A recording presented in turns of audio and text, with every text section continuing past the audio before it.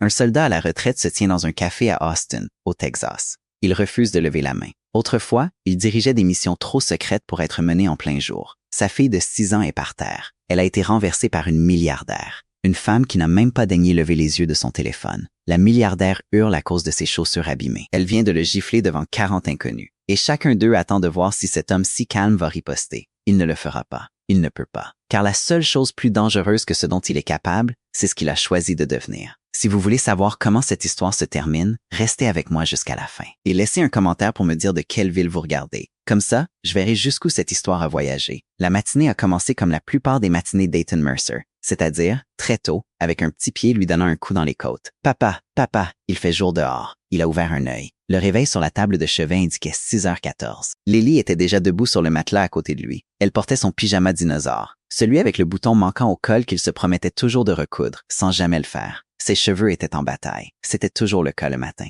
Il avait renoncé à essayer d'y faire quoi que ce soit avant midi. « Il fait à peine jour, » dit-il. Le soleil n'est même pas sûr de vouloir se lever. Moi, je suis sûr. Elle s'est laissée tomber sur sa poitrine, de tout son poids de 20 kilos. Puis elle a approché son visage à quelques centimètres du sien. Tu as promis. Il avait promis. Il se souvenait d'avoir promis. La nuit dernière, après qu'elle a perdu une dent et pleuré pendant 20 minutes. Elle était convaincue que ça voulait dire qu'elle vieillissait. Il lui avait dit que le matin, ils iraient prendre un chocolat chaud. Le bon. Celui du café au coin de la rue. Celui où il mettait trop de crème fouettée et lui facturait 6 $ pour ce privilège. C'est vrai, j'ai promis, admit-il. Alors, on doit y aller. On ne doit rien faire du tout. Le monde ne tourne pas selon les désirs des enfants de 6 ans, Lil. Si c'était le cas, on mangerait des bonbons au dîner et l'heure du coucher n'existerait pas. Elle réfléchit à cela avec le sérieux qu'elle mettait en toute chose. Ça a l'air bien. Ça a l'air d'un cauchemar. Il s'assit, ce qui la fit glisser sur ses genoux. Il passa un bras autour d'elle par réflexe, comme il l'avait fait 1 millier de fois. Brosse-toi les dents. Les deux. J'ai plus de 2 dents. Tu avais plus de 2 dents.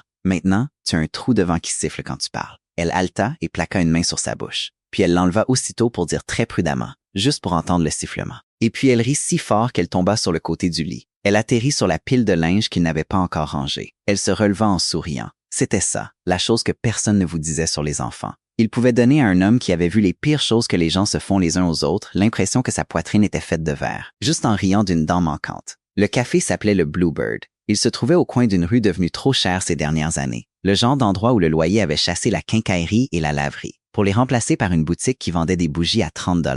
Eyton n'aimait pas trop cet endroit, mais Lily adorait leur chocolat chaud. Et il y avait un mur ardoise au fond où elle pouvait dessiner. Un samedi matin, c'était généralement assez calme. Assez pour qu'il puisse lire quelques pages pendant qu'elle travaillait sur ce qu'elle affirmait être un portrait de lui. Mais ça finissait toujours par ressembler à une pomme de terre en colère avec des jambes. Ils marchèrent. Il y avait 8 pâtés de maison. Lily compta chaque bouche d'incendie qu'ils croisèrent. Il y en avait 4. Et elle lui tenait la main à chaque passage piéton sans qu'il ait à le lui dire. Ce dont il était secrètement fier et qu'il n'aurait jamais dit à voix haute. Parce qu'elle aurait levé les yeux au ciel. « Papa, ça veut dire quoi, aérospatial? » Il baissa les yeux. « Où as-tu entendu ce mot? » « Sur un camion. » C'était écrit sur un camion. Ça désigne tout ce qui a un rapport avec le vol. Les avions, les fusées, les choses qui montent là où l'air se raréfie. Tu es déjà monté là où l'air se raréfie? Il garda un visage impassible, 1 ou 2 fois. Ça faisait peur? Parfois. Il lui serra la main. Surtout, c'était bruyant. Elle accepta cette réponse. Elle acceptait la plupart de ce qu'il lui disait. C'était un privilège dont il s'efforçait de ne pas abuser. Il ne lui mentait pas. Il ne lui disait simplement pas tout. Et il y avait une différence. Il espérait qu'elle la comprendrait un jour, quand elle serait plus grande. Quand elle pourrait comprendre que certaines choses qu'une personne porte ne sont pas faites pour être posées sur les épaules d'un enfant. La clochette au-dessus de la porte du Bluebird tinta quand ils entrèrent. La fille derrière le comptoir, Mara, il connaissait son nom car elle travaillait là depuis 1 an et dessinait toujours un petit soleil sur le gobelet de Lily. Leva les yeux et sourit. « Voilà mon artiste préféré. J'ai perdu une dent, » annonça Lily. « Non, laquelle? » Lily lui montra et Mara fit les bruits d'admiration appropriés. Et Eyton commanda un chocolat chaud, extra crème fouettée et un café noir pour lui-même, le plus grand qu'ils avaient. Il en avait besoin. Il était resté éveillé jusqu'à 2 heures du matin pour finir un travail. Il était consultant en sécurité privée maintenant, surtout de la paperasse. Surtout dire à de riches entreprises que leur bâtiment était moins sûr qu'elles ne le pensaient, et puis leur dire combien coûterait la réparation. Ça payait le loyer de la petite maison et les chaussures de Lily, des chaussures qu'elle usait tous les 4 mois. C'était ennuyeux, et il était reconnaissant chaque jour pour cet ennui. Ils prirent la table près de la fenêtre. Lily sortit les crayons de couleur qu'elle avait apportés dans son sac à dos. Le mur ardoise était déjà occupé par 2 enfants. Elle commença donc à dessiner sur une serviette en papier. Eyton s'assit en face d'elle avec son café. Son téléphone était posé face contre table, car il avait une règle à ce sujet. Quand il était avec elle, le téléphone restait éteint. Il avait vu trop de parents à trop de tables, leurs enfants parlant au sommet de leur crâne. « C'est toi », dit Lily en brandissant la serviette. C'était la pomme de terre en colère. Elle avait une épée. « Pourquoi j'ai une épée? »« Parce que tu es fort. » Il rit. « C'est pour ça? Et parce que la partie pomme de terre, c'est ton ventre. » « D'accord, ça suffit pour l'art aujourd'hui. » Elle gloussa et se remit à dessiner, ajoutant ce qu'il supposa être un chapeau. Et pendant environ 11 minutes, la matinée fut exactement ce qu'il lui avait promis. Calme, chaleureuse, l'odeur du café et le faible murmure d'une douzaine de conversations. Le sifflement de la machine à expresso et sa fille qui fredonnait faux pour elle-même. Comme elle le faisait toujours quand elle était heureuse et ne savait pas que quelqu'un l'écoutait. Puis la porte s'est ouverte si violemment que la clochette a sonné. Moins comme un carillon que comme une alarme. La femme qui est entrée se déplaçait comme si la pièce entière était en retard pour elle. Elle était grande, vêtue de quelque chose qui coûtait plus que l'hypothèque mensuelle d'Ethan. Gris anthracite et aux lignes acérées. Ses talons frappaient le sol à un rythme rapide et dur. Elle avait un téléphone collé à l'oreille et un second dans l'autre main. Elle parlait dans l'un et regardait l'autre. Et pour autant qu'Ethan puisse en juger, elle ne regardait rien dans la pièce où elle se trouvait. « Je me fiche de ce que dit Henley », disait-elle, sa voix tranchant nettement dans le café. « Ce n'est pas Henley qui signe le chèque. Dites-lui que le chiffre est 41 ou rien du tout. Nous sommes à 11 jours de l'échéance et je ne suis pas. Non, non. Dites-lui que j'ai dit non. » Mara, derrière le comptoir, se redressa un peu. Les deux enfants aux murs ardoises avaient arrêté de dessiner pour la regarder. Il y avait quelque chose chez cette femme qui faisait que les gens s'arrêtaient et la fixaient. Une électricité, comme un orage qui approche. Ethan avait déjà rencontré des gens comme elle. Ceux qui avaient appris que si vous bougiez assez vite et assez fort, le monde avait tendance à s'écarter de votre chemin.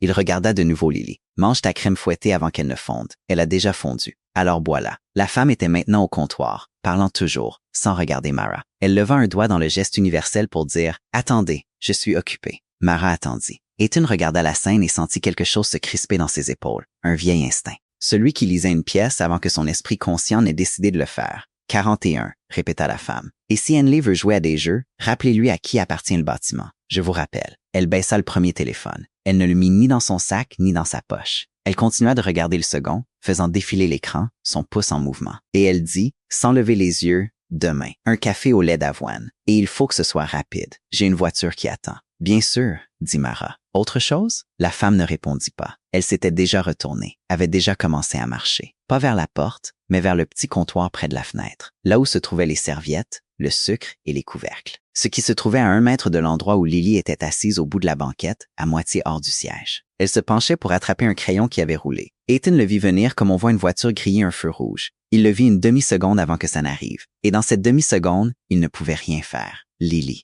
La femme, les yeux rivés sur son téléphone, lui fonça droit dessus. Ce ne fut pas un contact doux. La hanche de la femme et son poids en mouvement prirent Lily en plein élan, en déséquilibre. Et Lily tomba. Elle ne tomba pas comme un adulte, avec une main en avant et un trébuchement. Elle tomba comme une petite chose qui n'a pas eu le temps de comprendre qu'elle tombait. Sur le côté, et durement. Son épaule, puis sa joue heurtèrent le sol. Le crayon roula plus loin. Et elle poussa un cri aigu et surpris. Le cri qui vient avant les vraies larmes. Et tout le café se retourna d'un seul coup. Ethan était debout. Il avait contourné la table et était à genoux à côté d'elle avant même que la femme n'ait pleinement réalisé qu'elle avait heurté quelque chose. « Hey, hey, je te tiens. Regarde-moi. » Il avait une main sur le dos de Lily, l'autre lui tenant le côté de la tête. Il vérifiait. Son pouce trouva aussitôt la marque rouge sur sa joue, là où elle avait touché le sol. Ses yeux étaient immenses et humides et tout son visage s'était crispé. « Tout va bien, ma chérie. Je te tiens. Où as-tu mal? »« Mon visage. Je sais.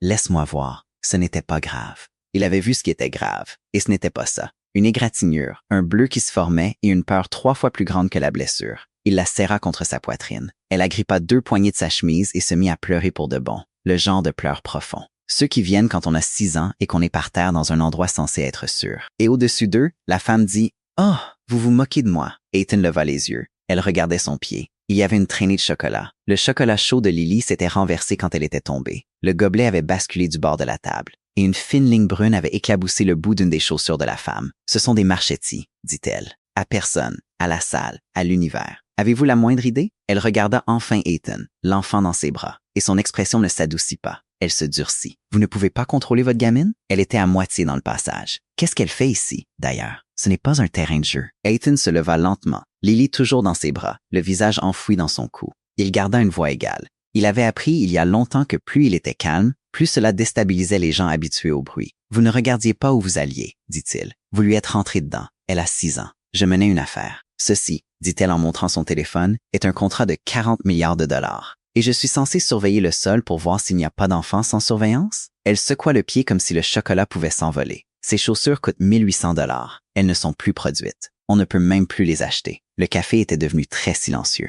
Mara se tenait figée derrière le comptoir, son café au lait à moitié fait. Un homme à une table d'angle avait son café à mi-chemin de sa bouche et l'avait oublié. Un couple de femmes près de la porte regardait avec leur téléphone. Déjà, remarqua Ethan, les téléphones s'élevaient des tables, comme les gens le font maintenant quand quelque chose est sur le point de mal tourner. Ma fille est blessée, dit Ethan. Elle saigne un peu à la joue. J'aimerais des excuses. C'est tout. Dites-lui simplement que vous êtes désolé et nous pourrons tous reprendre le cours de notre journée. La femme rit. C'était un vrai rire, sec et incrédule, et c'était en quelque sorte la pire chose qu'elle ait faite jusqu'à présent. Des excuses. À elle, à elle. Je ne vais pas m'excuser auprès d'une enfant qui ne sait pas tenir en place. Peut-être que si vous lui aviez appris un minimum de conscience spatiale au lieu de la laisser se pendre au meuble, nous ne serions pas là. Elle toisa Ethan de la tête aux pieds. Elle observa la veste usée, les bottes, la barbe de 2 jours, faisant le calcul. Le genre de calcul que les gens comme elle faisaient vite et automatiquement. Laissez-moi deviner. Vous voulez de l'argent. C'est là que ça mène. Vous voyez les chaussures. Vous voyez le tailleur et vous vous dites, voilà ma chance. Alors, combien? Quel est le chiffre qui vous fera prendre votre gamine qui hurle et partir? Lily était devenue silencieuse contre lui.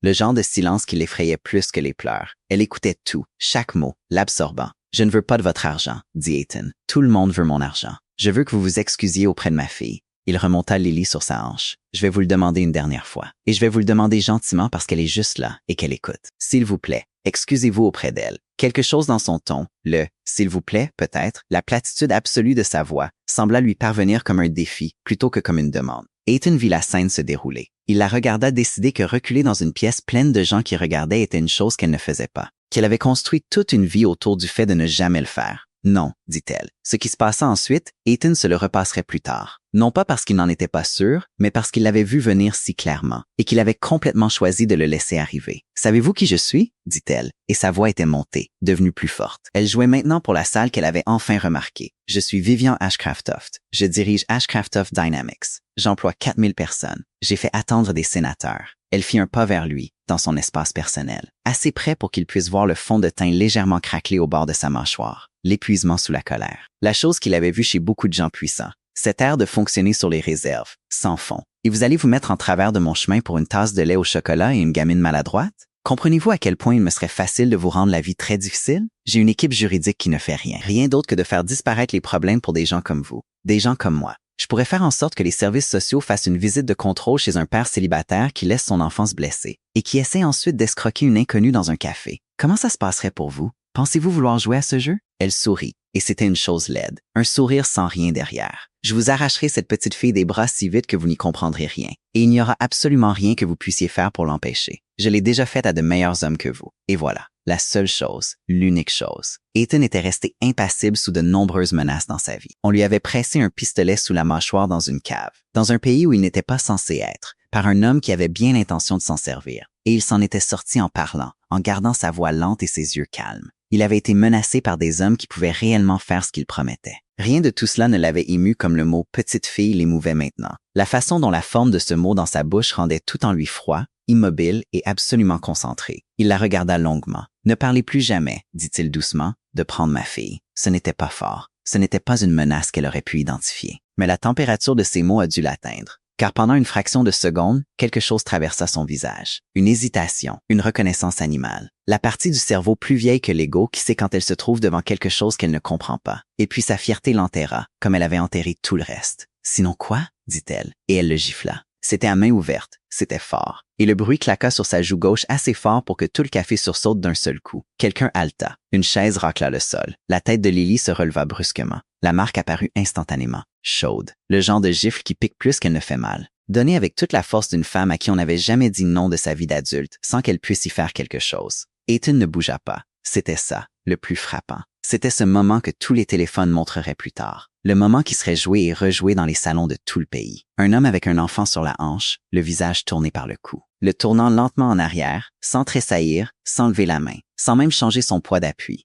Juste debout là, tenant sa fille. Regardant la femme qui l'avait frappé avec une expression sans aucune colère. Car voici ce que personne dans ce café ne savait. Ce que Vivian Ashcraft-Toft n'aurait pas pu savoir. Ce qui rendait toute cette affaire non seulement cruelle, mais absurde d'une manière que seul Ethan pouvait voir. Il y a 11 ans, dans un lieu qui n'existait pas officiellement, Ethan Mercer avait marché 64 km en 2 nuits, à travers un territoire grouillant de gens qui voulaient sa mort, portant un homme blessé sur son dos les 6 derniers kilomètres, pour ramener 11 hommes d'une opération que le rapport de mission décrivait dans un langage si prudent et si vague que quiconque le lisant aurait supposé qu'il ne s'était pas passé grand-chose. Il avait été le genre de soldat dont les autres soldats racontaient des histoires à voix basse, le genre dont le nom faisait se redresser les colonels. Il avait fait des choses au service de son pays qu'il porterait pour le reste de sa vie, et qu'il ne décrirait jamais à personne, et surtout pas à la fille qui dormait au bout du couloir. Il avait tué des hommes et en avait sauvé davantage. Et il avait pris sa retraite avec une poitrine pleine de décorations qu'il gardait dans une boîte à chaussures, parce que les regarder lui faisaient trembler les mains. Et une femme en chaussures à 1800 $ venait de le gifler, pour le crime de lui avoir demandé de s'excuser auprès d'une enfant de 6 ans.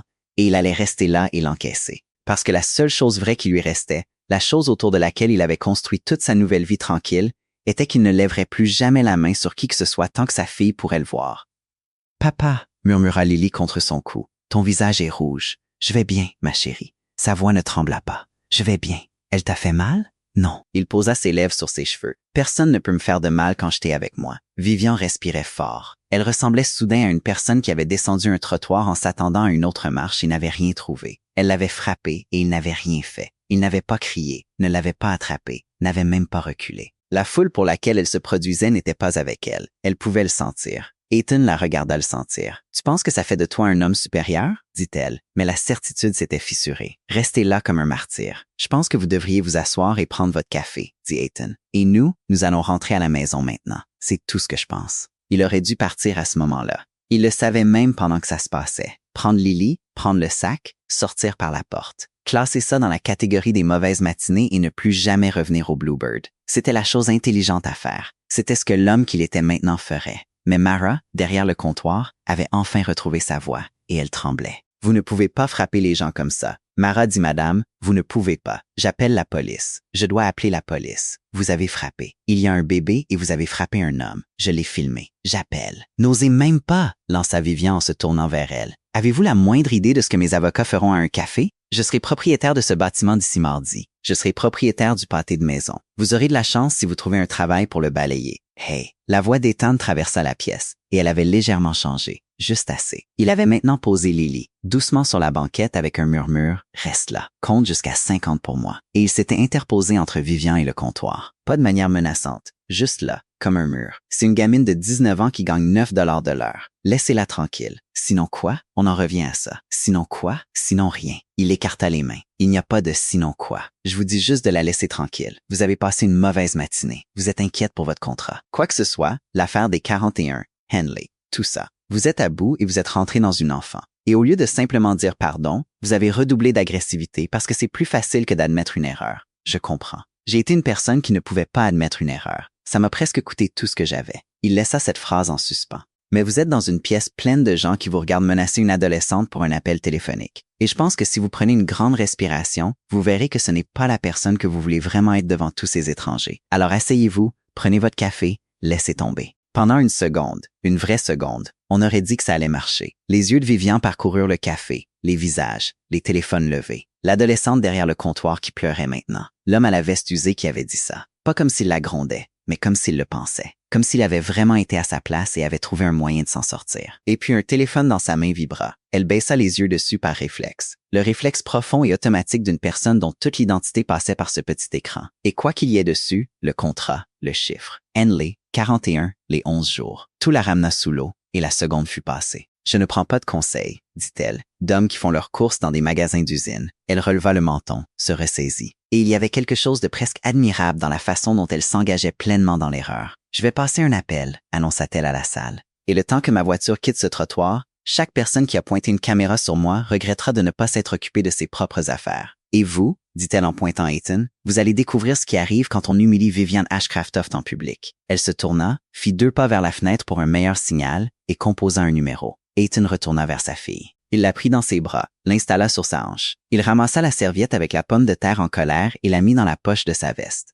Parce que c'était la sienne, elle l'avait faite pour lui et il n'allait pas la laisser derrière. De l'autre côté du café, Mara s'essuyait les yeux. Un homme s'était approché pour demander si Lily allait bien. Et une autre cliente disait doucement à Ethan qu'elle avait tout filmé, tout, l'entrée et la gifle, et qu'elle lui donnerait le fichier. Elle le donnerait à quiconque en aurait besoin. « Merci », dit-il. mais je ne pense pas que j'en aurais besoin. Il le croyait. Il croyait sincèrement que la chose intelligente, la bonne chose, la seule chose à faire était de prendre son enfant, de rentrer à la maison et de ne plus jamais penser à Vivian Ashcraft-Toft. Il avait passé 11 ans à apprendre à éviter les bagarres. Il était bon à ça maintenant. C'était la seule chose dont il avait jamais été vraiment fier d'être bon. « Papa », dit Lily, alors qu'il rassemblait les crayons d'une main et fermait son sac à dos. « Oui, Lil, pourquoi tu ne l'as pas frappé en retour? » Il s'arrêta. Il la regarda. La marque rouge qui apparaissait sur sa joue, ses yeux sérieux et humides, le trou où se trouvait sa dent. Et il comprit que ce qu'il dirait ensuite était une chose qu'elle porterait longtemps, peut-être toute sa vie. La façon dont les enfants portent les choses que leurs pères disent dans les petits moments importants, sans que personne ne réalise qu'ils sont importants. Parce qu'elle n'est pas plus forte que moi, dit-il. Et frapper quelqu'un quand on est plus fort que lui,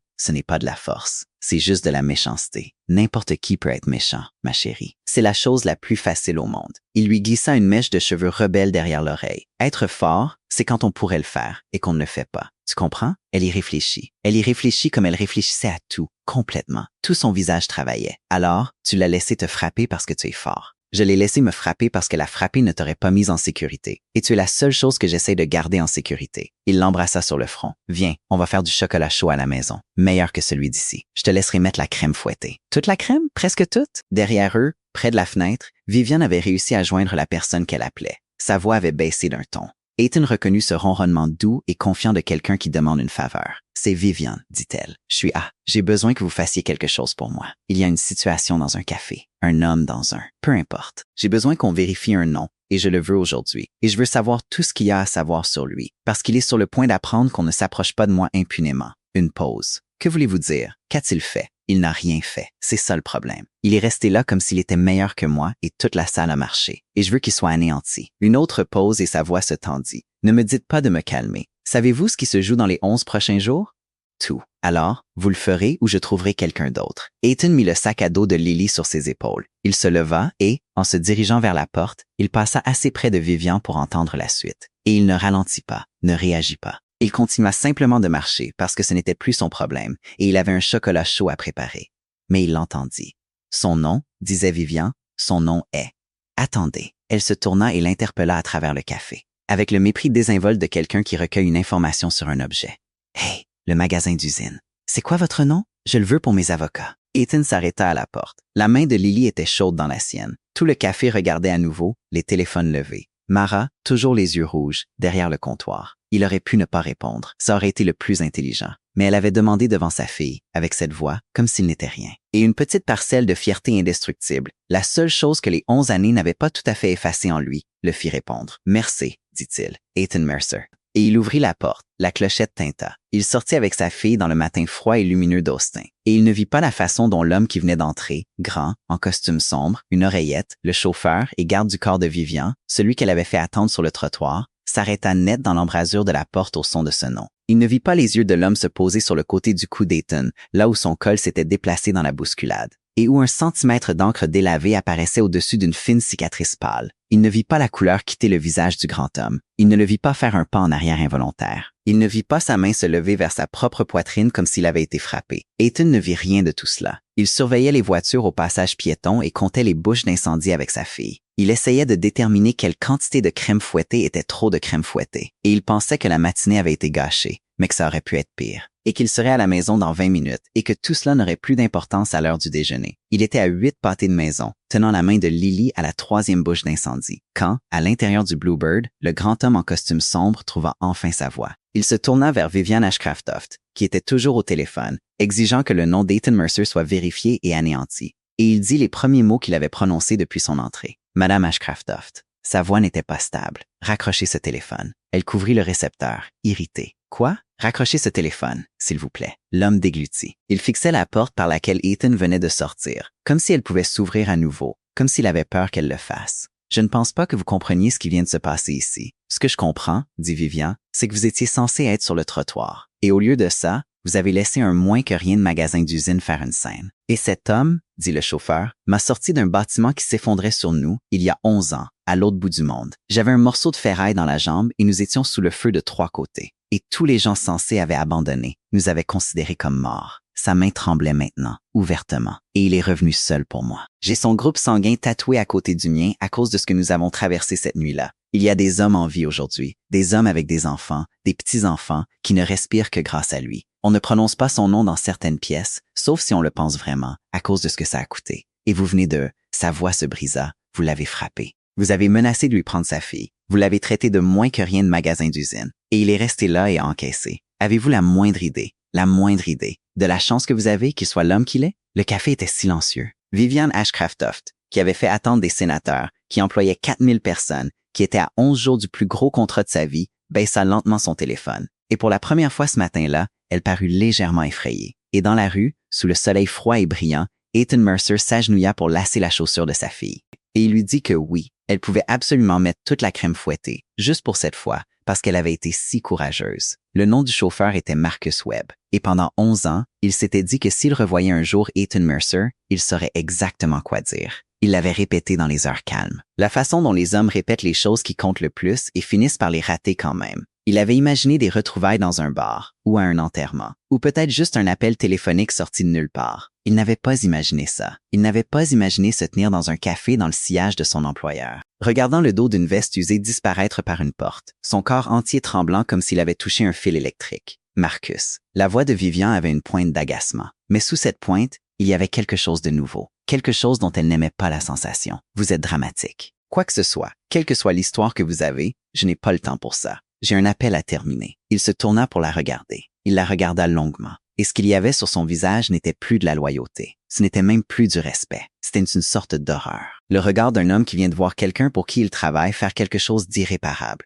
Je démissionne, dit-il. Elle rit vraiment. Un aboiement court et surpris. Pardon? Vous m'avez entendu. Sa voix était plus stable maintenant qu'il l'avait dit. Je démissionne, avec effet immédiat. Je ne vous conduis pas à l'aéroport. Je ne reste plus sur les trottoirs. C'est fini. Vous ne pouvez pas démissionner au milieu de... Elle fit un geste en l'air, vers les 11 jours, vers le 41, vers toute la vaste architecture de sa matinée. Comprenez-vous quelle semaine nous sommes? J'ai les gens de Halford qui arrivent. J'ai une réunion du conseil d'administration à 4 heures. Vous avez signé un contrat. Poursuivez-moi en justice alors. Il retira son oreillette et la tint un instant. Cette petite chose noire qui avait fait partie de lui pendant 3 ans. Puis il la posa sur le comptoir à côté de la caisse, doucement, comme s'il déposait quelque chose de plus lourd que son poids. Demandez à vos avocats de me poursuivre. Ils pourront faire la queue derrière tous les autres que vous êtes sur le point de rendre malheureux. Il la regarda et sa voix baissa. Elle était presque suppliante maintenant, presque gentille, ce qui était en quelque sorte pire. Madame Ashcraft-Toft, je travaille pour vous depuis 3 ans. Je vous ai vu être dur. Je vous ai vu être cruel quand vous n'aviez pas à l'être. Et je me suis dit que c'était juste les affaires, que vous portiez beaucoup de choses,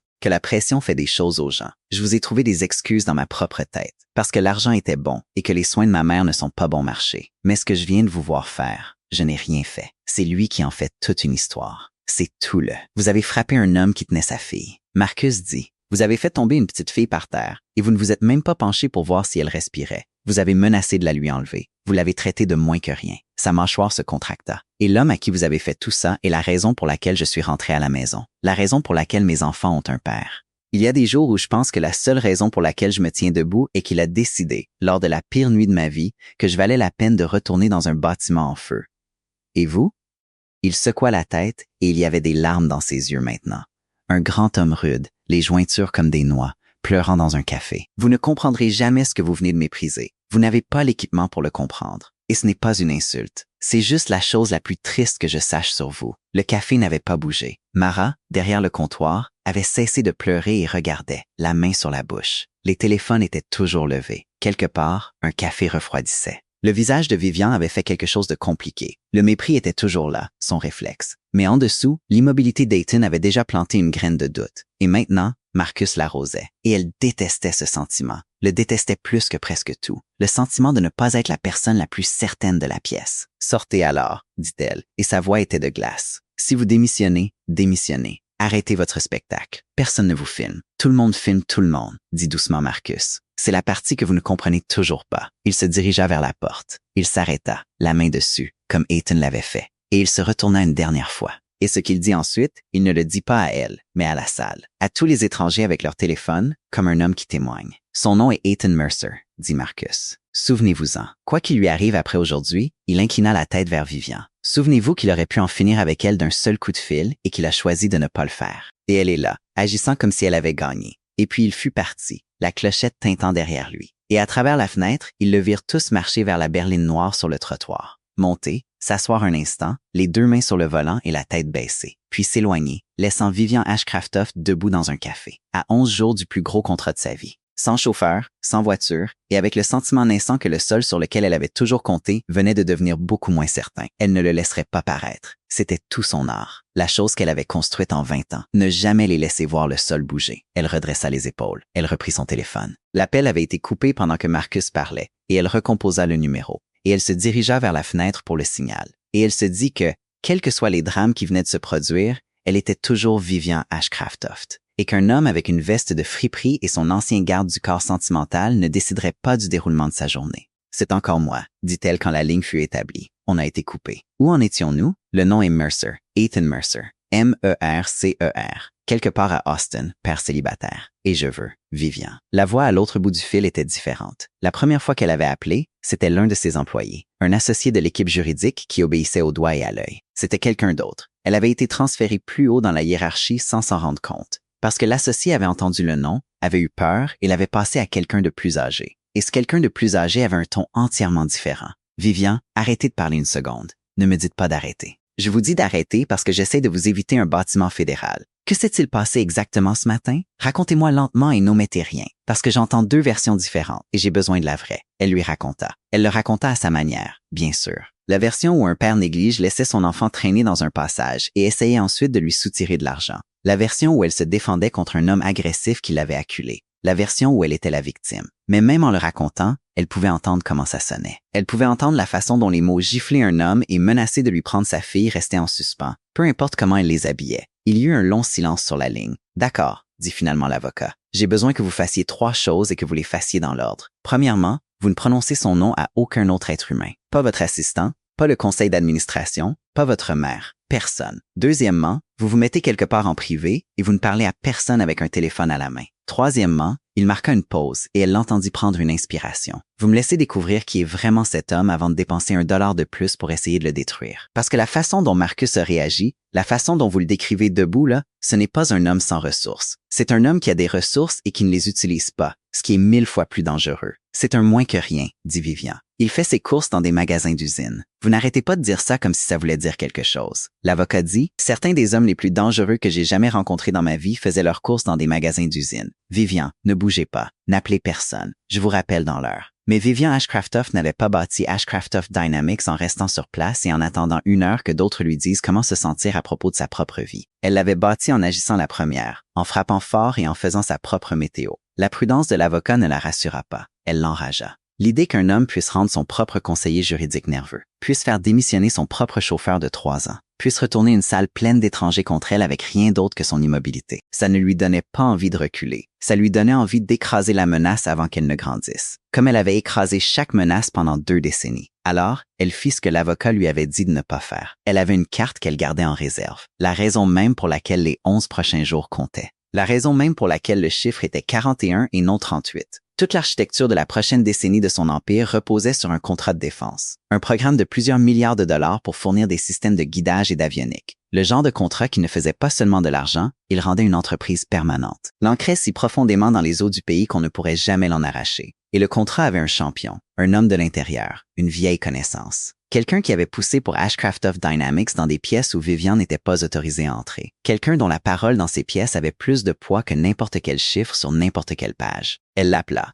Elle n'aurait pas dû. Même en composant le numéro, elle pouvait entendre la voix de son avocat lui dire de ne pas bouger. Mais la rage la guidait maintenant. La rage et la peur en dessous qu'elle n'admettrait jamais. Et elle pensa, je vais passer un appel à un homme qui surpasse tout le monde, et il arrangera ça. Et ce moins que rien, son garde du corps et toute cette matinée humiliante seront effacés. Et d'ici mardi, personne ne se souviendra de rien. Le nom de l'homme était Theodore Hargrove, lieutenant général à la retraite, bien que personne ayant travaillé avec lui n'ait cessé de l'appeler général. 3 décennies en uniforme et une autre décennie après, comme le genre de consultant et de conseiller qui se déplaçait entre le Pentagone et les salles de conseil des entreprises de défense comme l'eau trouve son niveau. Il siégeait dans des comités consultatifs. Il avait l'oreille de gens qui avaient l'oreille du président. Il faisait partie du petit monde qui décidait quelles entreprises fabriqueraient les choses qui assuraient la sécurité du pays. L'une des demi-douzaines de personnes dont l'opinion comptait vraiment. Et lui et Vivian avaient une relation. Pas amicale exactement, mais utile, transactionnelle. Le genre où elle finançait les bonnes fondations et il passait les bons appels. Il décrocha à la deuxième sonnerie, ce qu'il ne faisait jamais, ce qui aurait dû lui dire quelque chose. Vivian. Sa voix était graveleuse et autoritaire, une voix qui avait donné des ordres sur 3 continents. Je suis au milieu de quelque chose. J'espère que c'est le bon genre d'important. Théodore, j'ai besoin d'une faveur, et j'en ai besoin rapidement.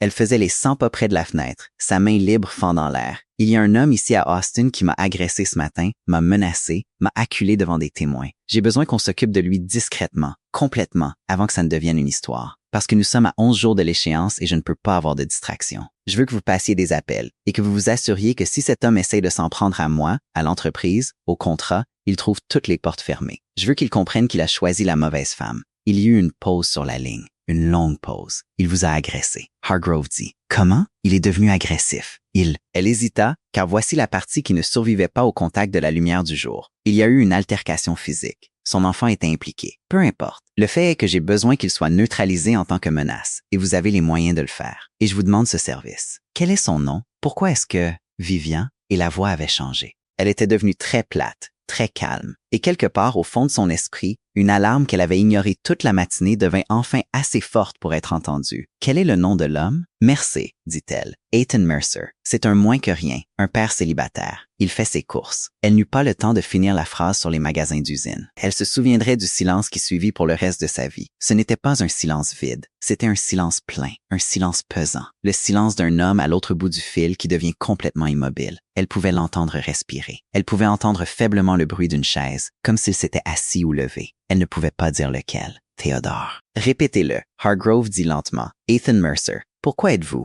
Où êtes-vous en ce moment? Exactement. Quel est le nom du bâtiment? La rue? Tout. Elle lui dit. Confuse maintenant. La confusion était finalement assez grande pour éclipser une partie de la rage. Il la fit répéter les noms des rues. Elle l'entendit l'écrire. Théodore? Que se passe-t-il? Vous le connaissez? Et puis le lieutenant-général Theodore Hargrove, à la retraite, qui s'était tenu aux côtés de 3 présidents et avait enterré plus de braves hommes qu'il ne pouvait en compter, et qui n'était, de l'avis de quiconque le connaissait, pas un homme qui s'effrayait facilement, dit quelque chose que Vivian Ashcraftoff n'avait jamais entendu de sa part en 15 ans de connaissance. Il dit « Oh, Vivian, qu'est-ce que vous avez fait? » Ce n'était pas une question. C'était quelque chose de plus proche du chagrin. Que voulez-vous dire? Qu'est-ce que j'ai? Écoutez-moi très attentivement, parce que je ne pourrai vous aider que pendant les 10 prochaines minutes environ. Et après ça, ce sera complètement hors de mon contrôle et du vôtre aussi. Sa voix avait le calme terrible d'un homme qui trie une blessure. Vous n'avez pas agressé un moins que rien ce matin. Laissez-moi vous dire à qui vous avez mis les mains dessus. Il y a environ une décennie, il y a eu une opération. Je ne peux pas vous dire où et je ne vous dirai pas quoi. Et la plupart des détails sont encore classifiés si profondément que les hommes qui l'ont dirigé sont morts ou ont juré le secret, ou les deux. Ça a mal tourné, aussi mal que possible. Nous avions des hommes sur le terrain qui n'allaient pas rentrer, et tout le monde dans la pièce avec moi. Et j'étais dans la pièce. Vivian, c'est moi qui ai dû prendre la décision.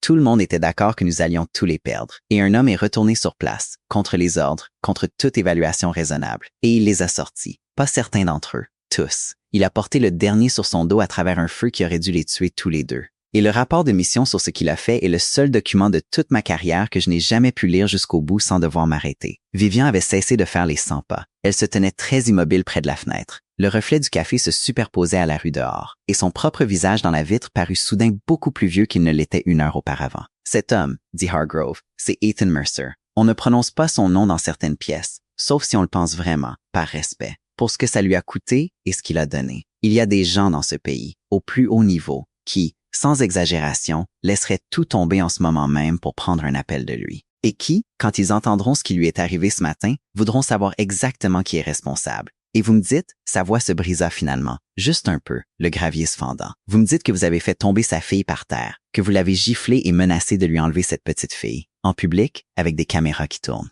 Et puis vous m'avez appelé pour demander de l'aide pour le détruire. Le téléphone tremblait dans la main de Vivian. Je ne savais pas, dit-elle, et sa voix sortit plus faible qu'elle n'avait jamais sonné dans sa vie d'adulte. Comment étais-je censé? Vous n'étiez pas censé savoir qui il était, dit Hargrove, et il n'y avait aucune pitié dans sa voix. Vous étiez censé ne pas faire tomber un enfant par terre. Vous étiez censé vous excuser quand vous êtes rentré dans une enfant de 6 ans. Ce n'est pas quelque chose pour lequel vous aviez besoin d'une habilitation de sécurité, Vivian. C'est quelque chose pour lequel vous aviez besoin d'être une personne décente. Et quelque part, au cours des 20 dernières années, vous avez échangé ça contre le 41. Et maintenant, l'addition arrive. Et c'est une addition plus grosse que vous ne pouvez payer. Elle ferma les yeux. Les 11 jours, les gens de Halford qui arrivaient, la réunion du conseil d'administration à 4 heures. Toute la vaste machine du contrat, la chose autour de laquelle elle avait organisé toute sa vie. Et elle pouvait la sentir, en temps réel, commencer à basculer. Le contrat, dit-elle. Theodore, le contrat. Il y eut une longue pause. Je veux que vous compreniez, dit lentement Hargrove, que ce n'est pas moi qui vous fais ça. Je veux que ce soit clair. Parce que dans quelques heures, vous chercherez quelqu'un à blâmer, et je ne veux pas que ce soit moi.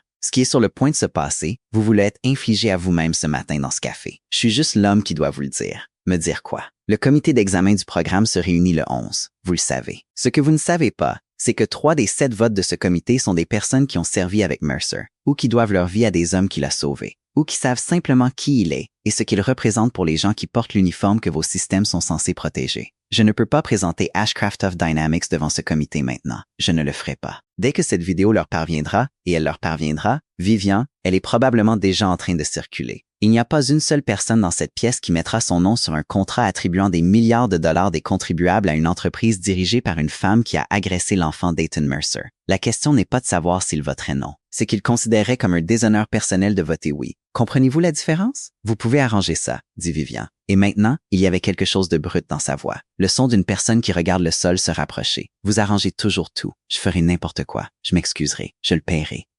Vous n'offrirez pas d'argent à cet homme, dit sèchement Hargrove. Si vous ne retenez qu'une chose de cet appel, retenez ça. Ne l'insultez pas avec de l'argent. Il n'en a pas demandé dans ce café, n'est-ce pas? Vous en avez offert et il l'a refusé. Un homme qui refuse de l'argent de quelqu'un tout en tenant sa fille en pleurs est un homme que vous ne pouvez ni acheter ni menacer. Et la seule chose qu'il vous reste à lui offrir est la seule chose que vous n'avez jamais donnée à personne de votre vie, c'est-à-dire la vérité, dit Hargrove, et des excuses que vous pensez vraiment. Et ce ne sont pas des faveurs que je peux faire pour vous, Vivian. Celles-là, vous devez les faire vous-même. Et je ne pense pas que vous sachiez comment. Je ne pense sincèrement pas que vous sachiez comment. De l'autre côté du café, Mara avait décroché le téléphone derrière le comptoir. Elle avait hésité, effrayée par les menaces de Vivian concernant les avocats et le bâtiment. Mais elle avait vu le garde du corps démissionner et partir. Et elle avait vu Vivian blêmir à la fenêtre. Et quelque part là-dedans, elle avait trouvé son courage. Elle appelait la police maintenant, sa voix basse et tremblante, donnant l'adresse, disant qu'il y avait eu une agression. Il y avait des témoins. Il y avait une vidéo. Vivian l'entendit. Elle se tourna et vit la fille au téléphone. Et elle ouvrit la bouche pour la menacer à nouveau, pour invoquer les avocats, le bâtiment et le pâté de maison. Et puis elle entendit la voix de Hargrove, toujours à son oreille. Ne l'insultez pas avec de l'argent. Ne le faites pas. Et la menace mourut dans sa gorge. Theodore, dit-elle, restez en ligne, s'il vous plaît. Le mot sortit comme s'il était tiré de quelque chose de très profond et de très rouillé. S'il vous plaît, je ne sais pas quoi faire. Je sais que vous ne savez pas, dit Hargrove. Et pour la première fois, il y avait quelque chose de presque doux dans sa voix.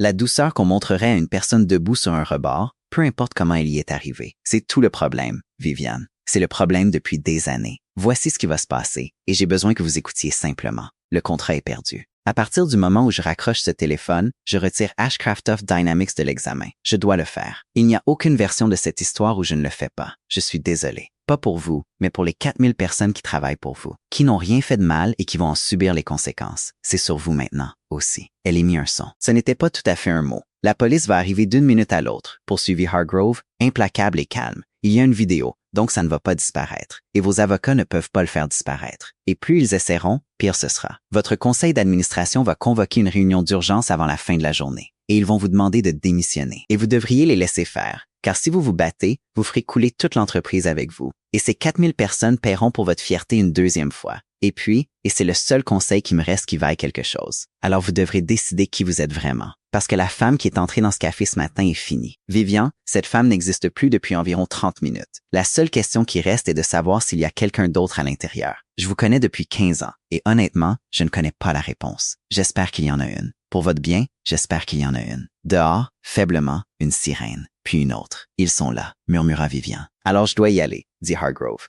Et vous aussi, d'une certaine manière. Une pause. Vivian, une dernière chose. Quand vous le reverrez, et vous le reverrez, ce n'est pas fini. Vous le verrez très probablement dans une salle d'audience. Ne faites pas de spectacle. Ne le manipulez pas. N'élaborez pas de stratégie. Vous ne le pourrez pas de toute façon. Il verra clair dans votre jeu. Les hommes comme lui le font toujours. Dites-lui simplement la vérité. C'est la seule monnaie qu'il vous reste, et vous n'en avez presque plus. Alors, dépensez-la avec soin. Et puis, si doucement qu'elle faillit le manquer. Je suis désolé qu'il ait fallu ça pour en arriver là. J'aurais dû vous dire quelque chose il y a des années. Je vous ai vu devenir ainsi, et je me suis dit que ce n'était pas mes affaires. C'est mon échec, et je le porterai, mais ça ne change rien au vôtre. La ligne se coupa. Vivian Ashcroft se tenait à la fenêtre du Bluebird Café, un téléphone mort à la main. Elle regarda 2 voitures de police s'arrêter sur le trottoir où sa berline se trouvait 1 heure plus tôt. Elle regarda les officiers sortir. Elle regarda à travers la vitre Mara contourner le comptoir pour les rencontrer. Parlant déjà, pointant déjà vers l'intérieur du café, vers elle. Elle regarda les autres clients commencer à se lever, à se rassembler, à se préparer, à raconter ce qu'ils avaient vu. Et elle comprit, avec une clarté qu'elle avait passé 20 ans et des millions de dollars à construire sa vie pour éviter, que pour la première fois depuis qu'elle était très jeune, très pauvre et très déterminée à ne plus jamais être ni l'un ni l'autre,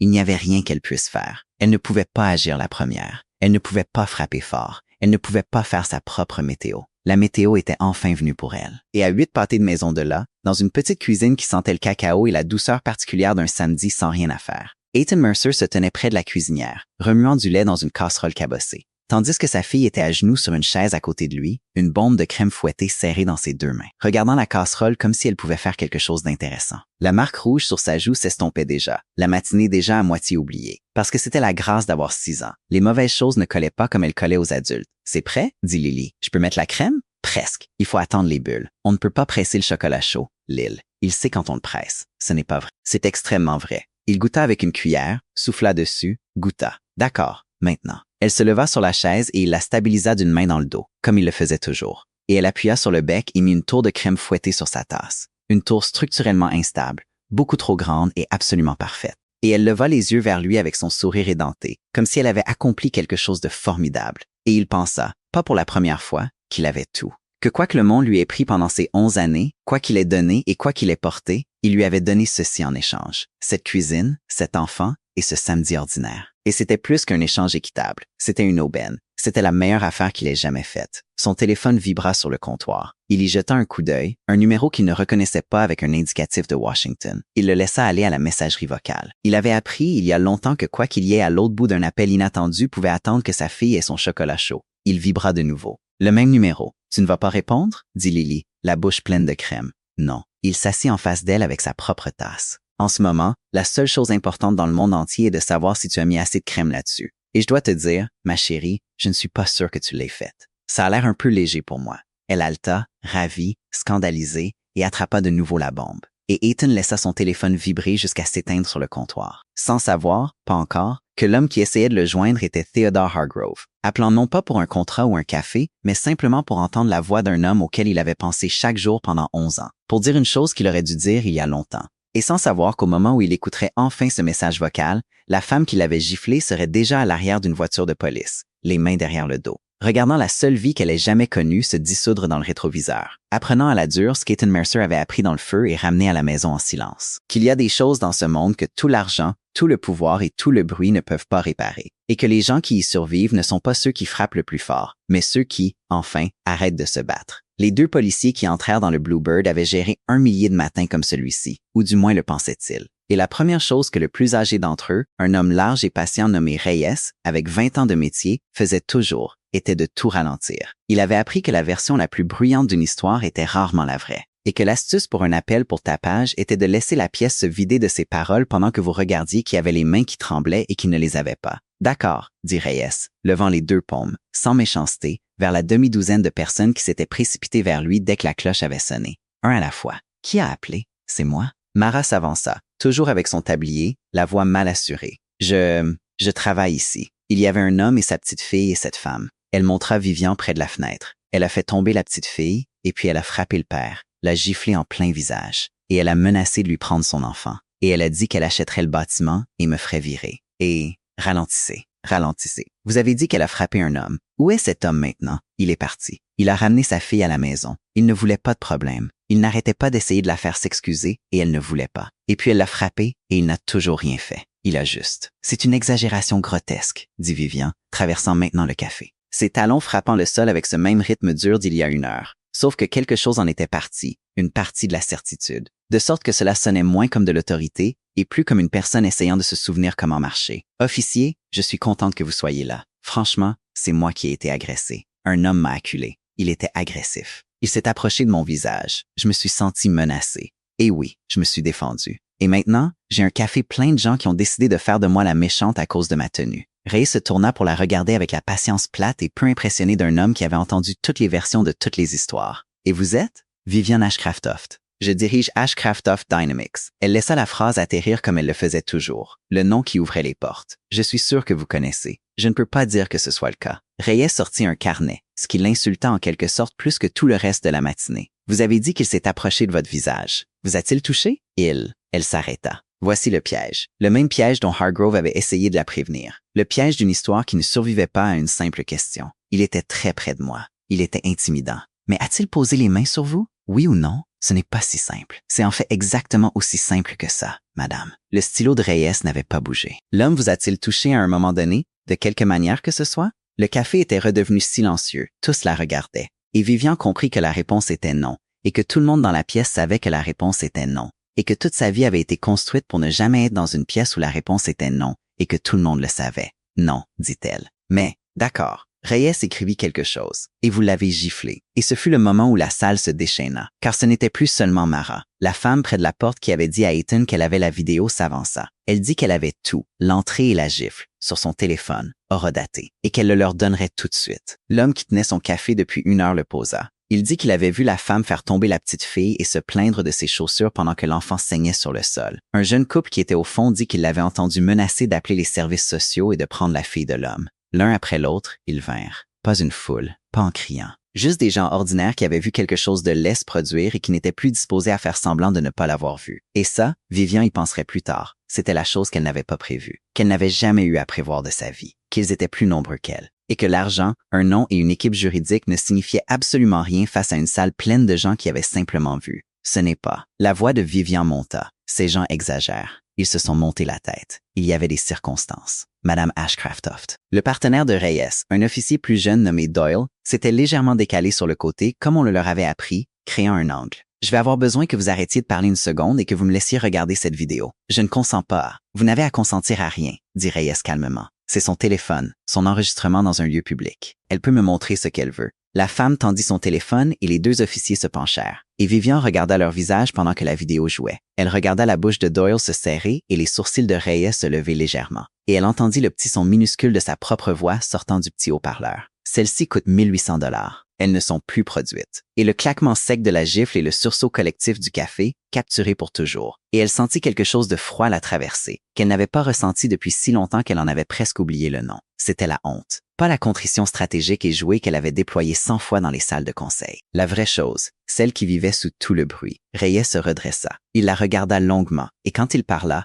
sa voix avait perdu sa patience et trouvé quelque chose de plus dur en dessous. Madame Ashcraft-Toft, je vais vous demander de vous retourner et de mettre vos mains derrière votre dos. Vous ne pouvez pas être sérieux. Mais la certitude avait maintenant entièrement disparu, remplacée par une sorte d'incrédulité. L'incrédulité d'une personne qui a passé des décennies à être l'exception, découvrant finalement qu'elle n'en est pas une. Comprenez-vous qui je suis? Comprenez-vous ce que je peux faire à votre carrière? J'aurai votre insigne d'ici. Vivian Ashcraft-Toft. Vous êtes en état d'arrestation pour agression. Reyes avait maintenant un poignet, doucement, mais sans aucune souplesse. Vous avez le droit de garder le silence. Tout ce que vous direz pourra et sera utilisé contre vous devant un tribunal. Il récita tout, la chose entière, les mots qu'elle avait entendus 1000 fois dans les films et n'avait jamais imaginé qu'on lui dirait. Et alors que l'acier froid se refermait sur ses poignets, elle fit une dernière tentative. Elle tourna la tête vers la salle, vers la caméra qui enregistrait toujours, et retrouva sa vieille voix. La voix du tribunal, la voix de la salle de conseil. Vous allez tous le regretter, dit-elle. Chacun d'entre vous, quand mes avocats. Madame, dit Doyle presque gentiment, ils vont vous dire la même chose que moi, c'est-à-dire d'arrêter de parler. Vous ne faites qu'allonger la vidéo. Et cela, d'une manière ou d'une autre, la fit taire. Pas les menottes, pas les droits. La simple observation d'un homme gagnant une fraction de ce qu'elle dépensait en chaussures, qu'elle allongeait la vidéo. Elle ferma la bouche. Elle les laissa la conduire vers la porte. Et en passant devant le comptoir, elle vit Mara la regarder. La jeune de 19 ans qu'elle avait menacé de faire renvoyer. Et elle se prépara au triomphe sur le visage de la fille, à la jubilation, à la satisfaction du petit qui regarde enfin le grand tomber.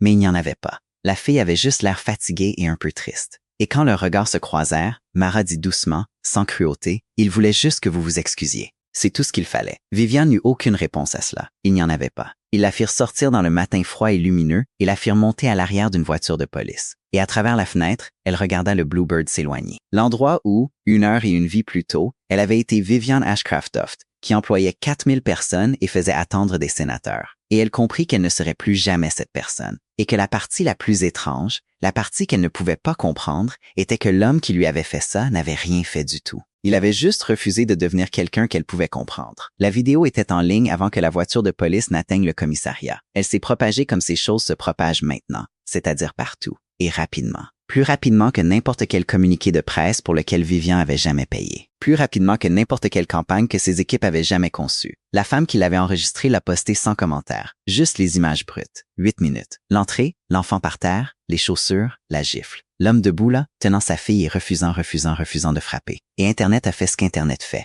À midi, elle avait 1 million de vues. À 2 heures, elle en avait 10. Des gens qui ne savaient rien d'Ashcroft Dynamics ou des contrats de défense ou de quoi que ce soit. Ils ont regardé une milliardaire faire tomber une enfant de 6 ans, gifler son père et menacer de la lui enlever. Et ils ont regardé le père tout absorbé sans lever la main. Et quelque chose dans le contraste, la pure clarté morale de la scène, a enflammé les gens d'une manière que presque plus rien ne faisait. Et puis, vers 3 heures de l'après-midi, la deuxième vague a frappé. Et c'était pire pour Vivian que la première. Parce que la première vague n'était que de l'indignation et la deuxième vague était du contexte. Parce que quelque part, quelqu'un qui savait, quelqu'un qui avait servi, a reconnu l'homme. Ils ne l'ont pas nommé. Les gens qui connaissaient Ethan Mercer ne le nommaient pas. C'était tout le principe. Mais ils en ont dit assez. Ils ont dit « Vous n'avez aucune idée de qui est cet homme ». Ils ont dit que cette femme n'avait aucune idée à quel point elle était passée près d'une matinée très différente. Ils ont dit des choses dans le langage prudent et codé des gens qui avaient été dans des endroits dont ils ne pouvaient pas parler. Et le vague même de leurs propos, la retenue évidente, en a dit plus au public que n'importe quel détail n'aurait pu le faire. L'histoire a cessé d'être une milliardaire gifle un père. Elle est devenue une milliardaire à gifler l'un des hommes les plus dangereux du pays. Et il l'a laissé faire parce qu'il avait un enfant sur la hanche et plus rien à prouver. Et c'était une histoire qui ne mourrait pas.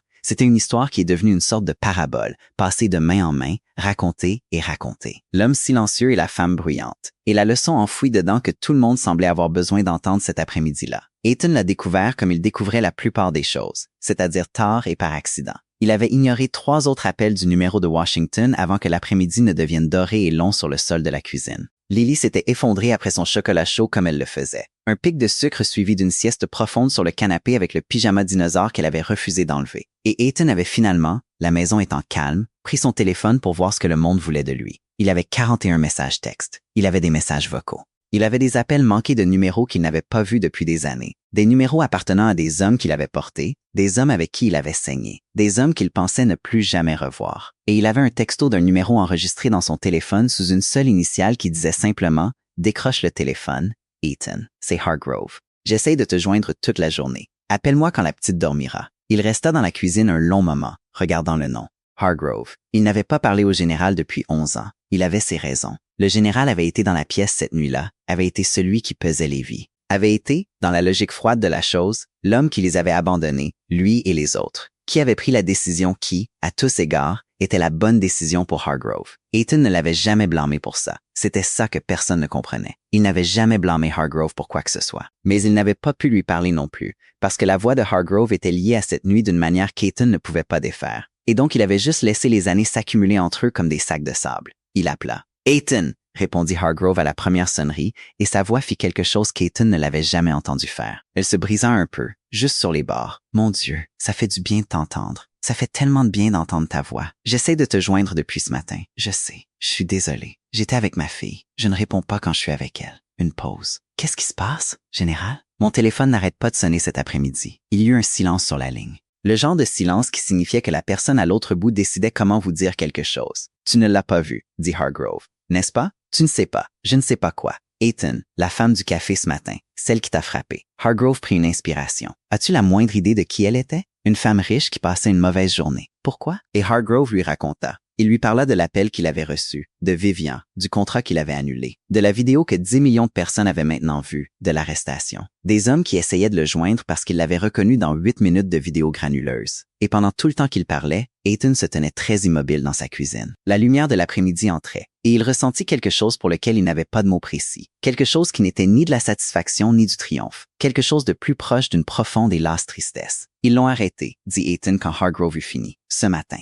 il y a une vidéo. Ethan. Il n'y aurait jamais eu d'autre issue. Et le contrat, la chose qui l'énervait tant, le 41, perdu. Je l'ai annulé moi-même. Je veux que tu comprennes que ce n'était pas une vengeance. Mon garçon, je n'aurais rien pu faire d'autre même si je l'avais voulu. Les hommes de ce comité d'examen, la moitié d'entre eux connaissent ton nom. Il n'est plus question d'attribuer ce contrat maintenant. C'est fini. Ethan resta silencieux un long moment. Quand il parla, ce n'était pas ce à quoi Hargrove s'attendait. Combien de personnes travaillent pour son entreprise? Quoi? Ashcroft Dynamics. Combien d'employés? Hargrove marqua une pause. Environ 4000, à ma connaissance. Pourquoi? 4000 personnes. Ethan se passa une main sur le visage. Alors, elle fait tomber ma fille, me gifle et se comporte comme un monstre. Et maintenant, 4000 personnes qui n'ont rien fait vont en subir les conséquences. Perdre des heures, perdre leur emploi, certains d'entre eux. À cause d'elle, mais aussi à cause de ce matin, à cause de moi. Il laissa échapper un lent soupir. Ce n'est pas général. Je ne voulais rien de tout ça. Je veux être très clair là-dessus. Je n'ai pas passé un seul coup de fil. Je n'ai rien posté. J'ai ramené ma fille à la maison et je lui ai fait un chocolat chaud.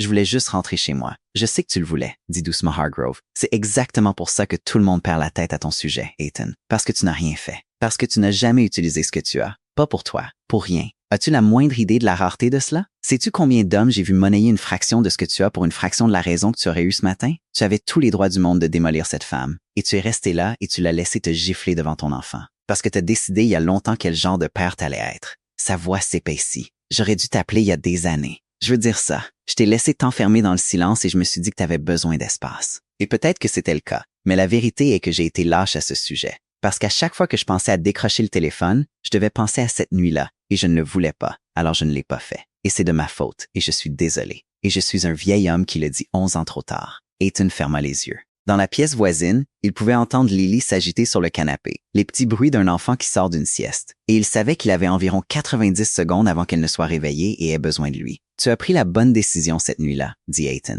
Je n'ai jamais pensé le contraire. Je veux que tu entendes ça parce que je pense que tu l'as porté. Tu as fait le bon calcul. Le calcul disait que nous étions perdus. Tu étais censé nous abandonner. C'était ton travail. Et tu l'as fait. Et c'était correct. Il ouvrit les yeux. J'ai juste décidé de ne pas laisser le calcul avoir raison. C'est tout. Ce n'était pas à propos de toi. Ça n'a jamais été à propos de toi. Il entendit le vieil homme respirer de manière saccadée à l'autre bout du fil. Je dois y aller, dit doucement Ethan. Ma fille se réveille. Mais général, merci d'avoir appelé. Ça fait du bien d'entendre ta voix, aussi. Oui. Peut-être qu'on ne laissera pas passer 11 autres années. Non. Hargrove dit non. Lily entra dans la cuisine, traînant la couverture. Ses cheveux étaient encore plus en désordre que ce matin. Le faible fantôme rose du bleu toujours sur sa joue. Elle grimpa sur la chaise à côté de lui et posa sa tête contre son bras, encore à moitié endormie. Et Ethan posa le téléphone sur le comptoir et la prit sur ses genoux sans un mot. Et ils restèrent assis là dans la lumière dorée. Et dehors, 10 millions d'étrangers partageaient 8 minutes de vidéo et le qualifiaient de héros. Et à l'intérieur, la seule chose qui comptait pour lui dans le monde entier était chaude, petite, endormie et sienne. « Qui était au téléphone? » murmura Lily. « Un vieil ami. Quelqu'un avec qui je travaillais il y a longtemps. De l'époque où l'air se raréfiait. » Il sourit. « De l'époque où l'air se raréfiait. » Elle resta silencieuse une seconde, retournant vers le sommeil. Et puis elle dit, de la petite voix claire que les enfants utilisent juste avant de s'endormir. « Papa, la méchante dame,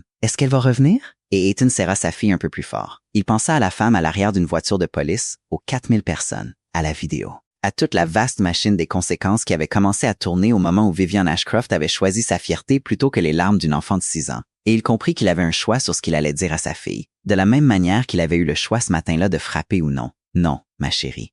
Dit-il, elle ne va pas revenir. Mais je ne veux pas que tu passes du temps à avoir peur d'elle. Tu veux savoir quelque chose? Quoi? La méchante dame n'était pas forte. Je sais qu'elle semblait forte avec sa voix forte et ses chaussures de luxe. Mais les gens forts n'ont pas besoin de faire tomber des petits-enfants pour se sentir grands. Les gens forts n'ont pas besoin de frapper. La seule raison pour laquelle elle criait autant, c'est que quelque part à l'intérieur, elle se sentait très petite. Et elle ne connaissait aucun autre moyen de se sentir grande que de faire en sorte que tout le monde autour d'elle se sente plus petit. Il lui écarta les cheveux du visage. Ce n'est pas de la force, Lil. C'est le contraire. Et je ne veux jamais que tu confondes les deux, peu importe à quel point quelqu'un crie fort. Tu m'entends? Fort n'est pas fort. Méchant n'est pas fort. Les personnes les plus fortes que tu rencontreras sont généralement les plus silencieuses de la pièce. Lily réfléchit à cela avec le reste de son énergie éveillée. Comme toi, dit-elle. Tu es silencieux. J'essaie de l'être. Et tu es le plus fort. Il rit doucement et l'embrassa sur le sommet de la tête. Je ne sais pas pour ça, mais je vais te dire la chose la plus forte que j'ai jamais faite. Tu veux l'entendre? Elle hocha la tête contre sa poitrine.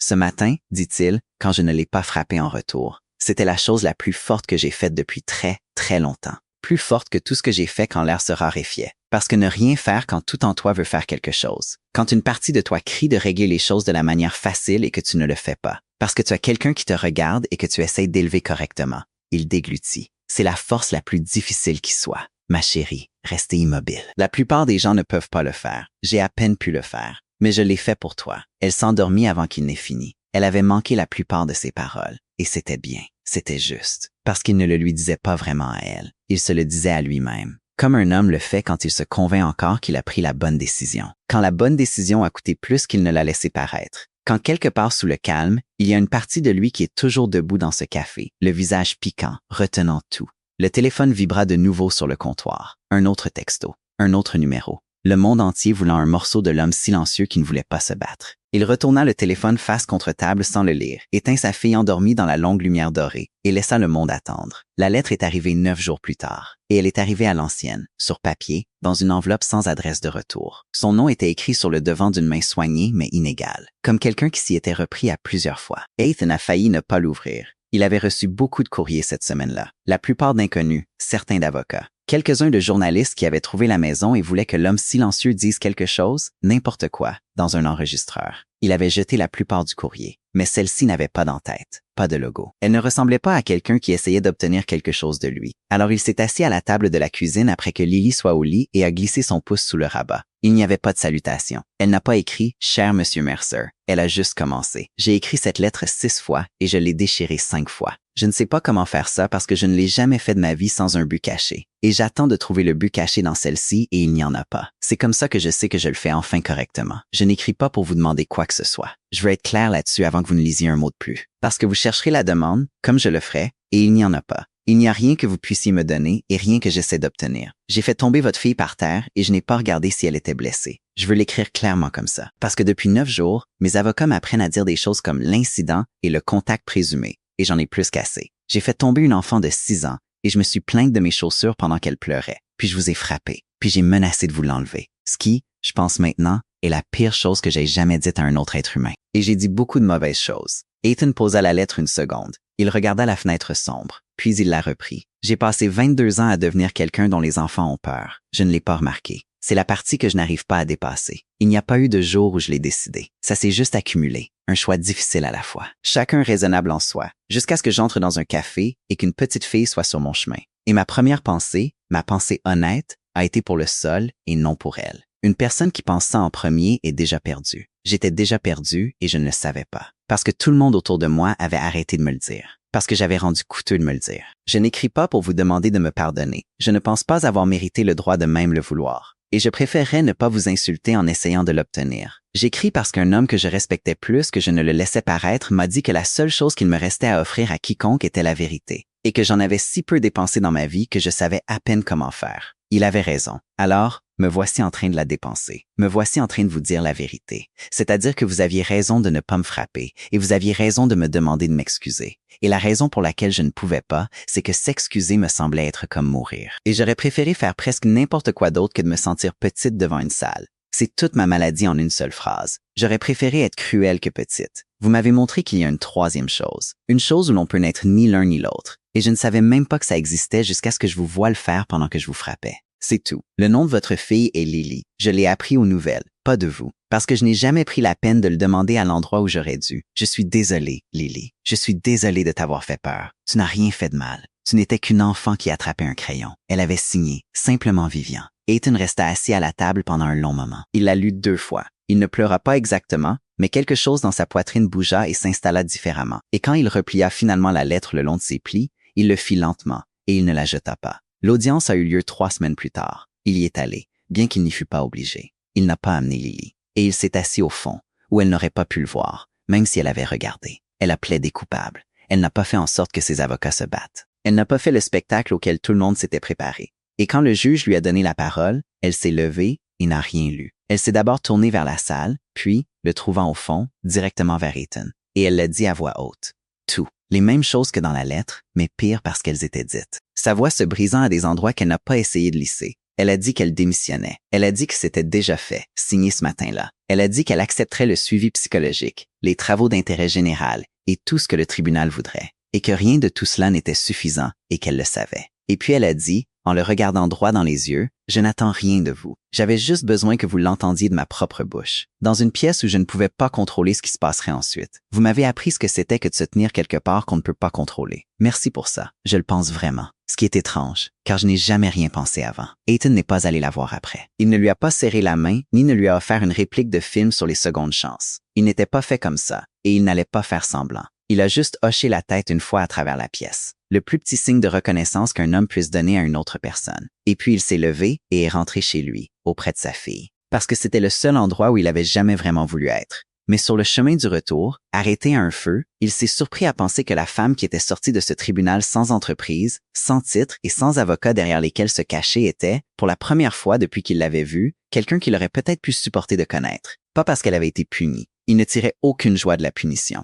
Mais parce que quelque part dans les décombres, elle avait enfin arrêté de jouer un rôle. Et une personne qui arrête de jouer un rôle est une personne qui a commencé, à peine, à devenir réelle. Il ne lui a pas pardonné. Il n'était pas sûr de le faire un jour. Et il avait fait la paix avec cette incertitude. Mais il comprenait maintenant ce qu'il n'avait pas compris. Ce matin-là dans le café, en la regardant choisir sa fierté plutôt que les larmes de sa fille, que les personnes les plus bruyantes, les plus dures, les plus intouchables sont presque toujours les plus effrayées, et que le vrai changement ne commence pas par être désolé. Il commence la première fois qu'une personne choisit la vérité alors qu'un mensonge aurait été tellement plus facile, et le pense sans plus rien à gagner. Le feu est passé au vert. Il est rentré chez lui dans la douce soirée d'Austin, vers la petite maison où sa fille l'attendait. Et il n'a pas pensé à Vivian Ashcraft pendant longtemps. Les mois ont fait ce que les mois font, c'est-à-dire qu'ils se sont repliés silencieusement sur la chose bruyante et l'ont rendue petite. Au printemps, la vidéo avait cessé de faire l'actualité. Les journalistes avaient cessé de trouver la maison. Les étrangers avaient cessé d'écrire. Et Ethan Mercer a retrouvé la chose qu'il avait voulu plus que tout ce que le monde avait essayé de lui donner en échange. Sa vie ordinaire, sa petite maison, ses samedis sans rien à faire.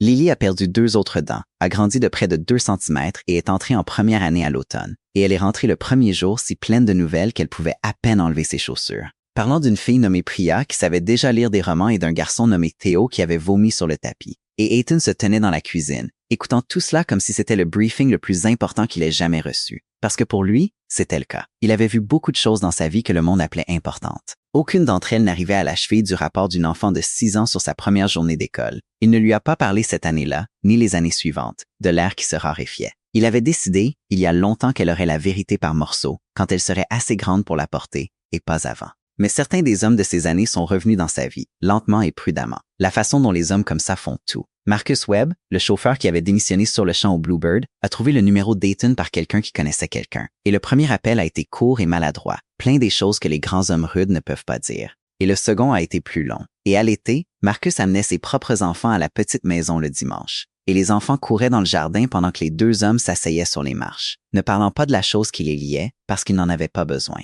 Quelques autres ont refait surface. Certains qu'il avait portés, d'autres avec qui il avait seulement servi. Ils n'en ont pas fait toute une histoire. Ils lui ont juste fait savoir, à leur manière détournée, qu'ils étaient là, qu'ils se souvenaient, que la vie tranquille qu'il avait construite était surveillée par des hommes qui auraient traversé le feu pour lui. Parce qu'une fois, il l'avait traversé pour eux. Il n'a jamais dit à quel point cela comptait. Ils ne lui ont jamais demandé. Il pensait parfois à Vivian, moins à mesure que les mois passaient, mais parfois. Il entendait des choses, comme on les entend. Qu'elle avait fait les travaux d'intérêt général sans essayer de s'en dérober. Qu'elle avait continué le suivi psychologique après que le tribunal ait cessé de l'exiger. Qu'elle avait vendu la grande maison et la plupart de ce qu'elle contenait. Il ne cherchait pas les nouvelles, et il ne les évitait pas. Et il a remarqué que le vieux réflexe de ressentir quelque chose de vif à son sujet, triomphe, mépris ou même pardon, s'était calmé. Et ce qui restait n'était qu'une sorte d'espoir lointain et neutre. La façon dont on pourrait espérer qu'un étranger dont on a lu l'histoire dans le journal s'en sorte bien. Et puis un après-midi de début octobre, un petit paquet est arrivé. Il était sur le porche quand ils sont rentrés de l'école. Une boîte en carton pas beaucoup plus grande qu'une miche de pain. Son nom et son adresse imprimés proprement sur l'étiquette. Pas de logo, pas d'adresse de retour. Lily voulait l'ouvrir avant même qu'il n'ait franchi la porte. Il l'a fait attendre qu'il se soit lavé les mains et qu'elle ait rangé son sac à dos. Parce qu'il avait ses règles et elle les connaissait. Et puis il a posé la boîte sur la table de la cuisine et l'a laissé couper le ruban adhésif avec les ciseaux de sécurité, en la surveillant. Parce qu'elle avait 6 ans et qu'il était qui il était. À l'intérieur, emballée soigneusement dans du papier de soie que quelqu'un avait clairement plié à la main, se trouvait une tasse. Elle était en céramique, un peu plus lourde que nécessaire, émaillée d'une douce couleur crème. Et sur le côté, peint à la main, se trouvaient des papillons bleus. Tout un cercle d'entre eux, en plein vol, pas 2, tout à fait identiques. Certains pas tout à fait réguliers, l'un d'eux avec une aile légèrement trop grande. Le genre d'imperfection qui signifiait qu'une personne les avait peints, et non une machine. Lily la souleva des 2 mains, comme elle soulevait les choses qu'elle avait décidé être précieuses. Elle la tourna dans la lumière, et les papillons captèrent le soleil de l'après-midi qui passait par la fenêtre. Il y avait un carré de papier plié au fond de la boîte. Ethan l'ouvrit. L'écriture était la même main soignée et inégale de la lettre de tous ces mois auparavant. Plus stable maintenant, mais la même. Il était écrit seulement « Les tasses peuvent être remplacées ». L'enfance, non. C'était tout. Pas de nom. Elle n'avait pas besoin de signer. Il savait. Il resta là, tenant la petite note un moment, et il comprit ce que c'était. Ce n'était pas des excuses. Elle s'était déjà excusée dans la lettre et au tribunal. et elle avait eu le bon sens de comprendre qu'on ne peut pas continuer à s'excuser, qu'à un certain point, ça redevient à propos de soi. Ce n'était pas un cadeau exactement non plus. Pas comme les gens donnent des cadeaux pour être bien vus. C'était quelque chose de plus petit, de plus étrange et de plus vrai que l'un ou l'autre. C'était une personne qui avait passé toute sa vie à casser des choses et à marcher sur les morceaux, prenant le temps de peindre à la main les choses qu'elle avait cassées, se trompant un peu, exprès ou par accident, et l'envoyant sans nom pour qu'il sache que cela ne demandait rien de lui. Elle s'était souvenue de la tasse, de tout ce qui s'était passé ce matin-là. De tout ce qu'elle avait perdu, elle s'était accrochée à la plus petite victime, un chocolat chaud renversé par une enfant de 6 ans, et elle y avait répondu de la seule manière qui lui restait, c'est-à-dire en fabriquant une nouvelle. Maladroite, bleue et pleine de papillons tordus, et en disant en 6 mots la chose qui lui avait fallu une 50aine d'années et la perte de tout pour apprendre. Lily versait déjà du thé imaginaire dedans, l'attendant à son lapin en peluche, lui demandant s'il voulait du sucre. « Papa », dit-elle sans lever les yeux. « Qui a envoyé la tasse? » Il réfléchit à la façon de répondre. Il pensa à toutes les réponses qu'il pouvait donner. Les vraies, les simples, et celles qui étaient un peu des deux.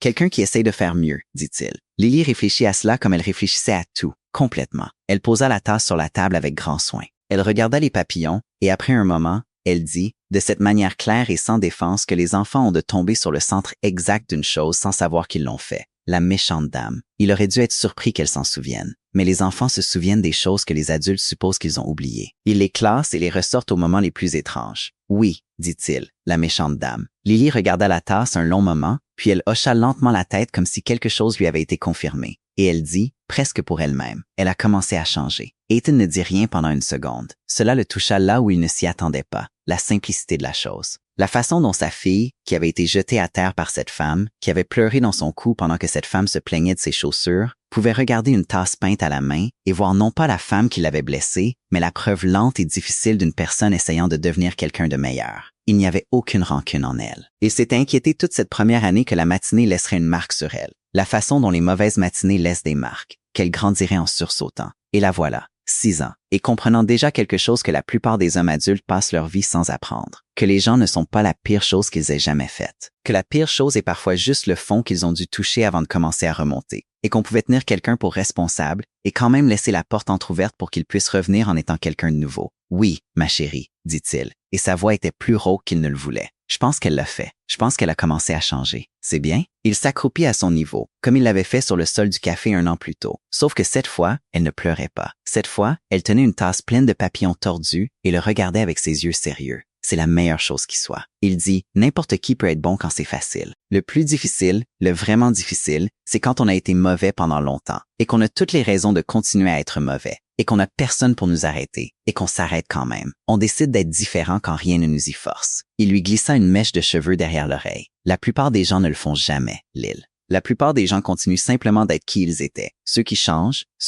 vraiment jusqu'au fond. Ce sont les personnes les plus courageuses du monde. Plus courageuses que les soldats, plus courageuses que n'importe qui. Plus courageux que toi? Il sourit. Bien plus courageux que moi. J'ai juste dû rester immobile une fois. Eux, ils doivent changer chaque jour. Jour après jour, sans que personne n'applaudisse. Elle y réfléchit, puis elle leva la tasse. On peut l'utiliser? L'utiliser comment? Pour le chocolat chaud, le vrai, celui que tu fais. Et c'est ce qu'ils firent. Il le prépara comme il le faisait toujours, du lait dans la casserole cabossée. Sans se presser, lui disant la même chose qu'il lui disait toujours sur le fait que le chocolat chaud c'est quand on le presse. Et elle se leva sur la chaise, ses mains stables sur son dos, et mit toute la crème fouettée. Chaque parcelle, une tour structurellement instable au-dessus de la tasse aux papillons bleus. Et ils la prirent sur les marches arrière pour la boire pendant que le soleil se couchait sur le Texas. Le ciel devenant de ce rose orangé profond qu'il prend en automne. La lumière attrapant l'émail de la tasse, de sorte que les papillons semblaient un instant pouvoir s'envoler. Ils ne parlèrent pas beaucoup. Ils n'en avaient pas besoin. Lily s'appuya contre son bras, but son chocolat chaud trop vite et se fit une moustache de crème fouettée qu'elle refusa d'essuyer. Et Ethan s'assit avec sa propre tasse qui refroidissait dans ses mains,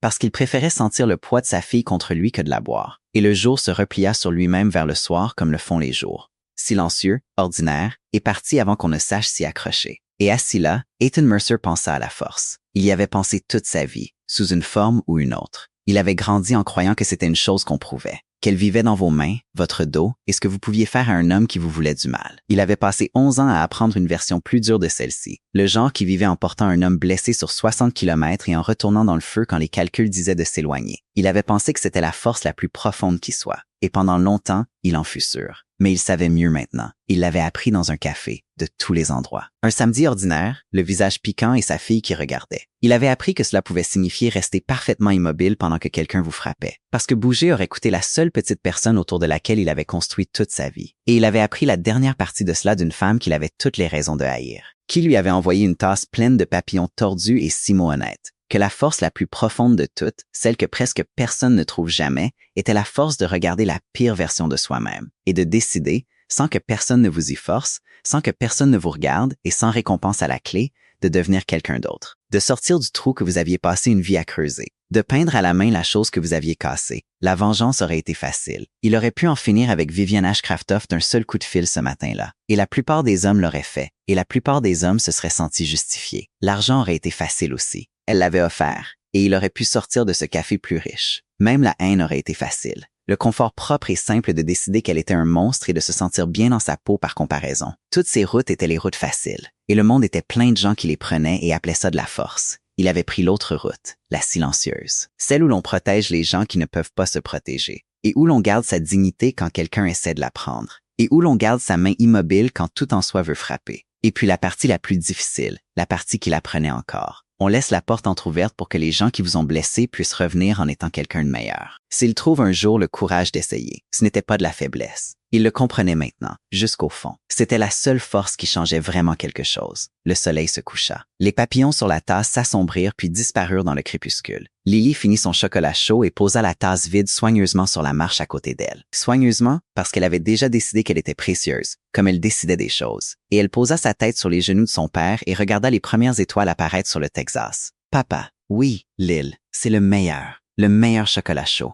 Oui, dit-il, meilleur que celui du coin, bien meilleur, parce que c'est toi qui l'as fait. » Elle bâilla énormément, toute la journée la rattrapant, et à cause des papillons. Il baissa les yeux sur sa fille dans la dernière lueur du jour, sur le trou où ses dents se trouvaient, se comblant avec de nouvelles, sur ses cheveux qui étaient toujours en désordre et le seraient probablement toujours, sur tout ce petit miracle ordinaire d'une vie que le monde avait failli lui faire abandonner en échange de choses sans importance. Et il comprit qu'il avait gagné. Pas ce matin-là dans le café. Il n'avait rien gagné ce matin-là. Il avait juste survécu. Il avait gagné ici, sur ses marches. Chaque soirée tranquille, chaque tasse renversée et papillon tordu et rapport édenté de la première année. Il avait gagné la seule guerre qui valait la peine d'être gagnée, c'est-à-dire la longue et lente guerre pour élever un enfant qui connaissait la différence entre fort et bruyant, entre méchant et courageux, entre les gens qui cassaient des choses et les gens qui restaient assez longtemps pour aider à les réparer. « Oui, ma chérie, » dit-il doucement, et il écarta les cheveux de son visage une dernière fois alors que les étoiles apparaissaient sur le Texas, et que sa fille dérivait vers le sommeil contre lui, chaude, en sécurité et sans peur, à cause des papillons. Il resta avec elle un moment de plus dans le noir, sans se presser d'aller nulle part, tenant la seule chose au monde qu'il avait jamais été assez fort pour protéger.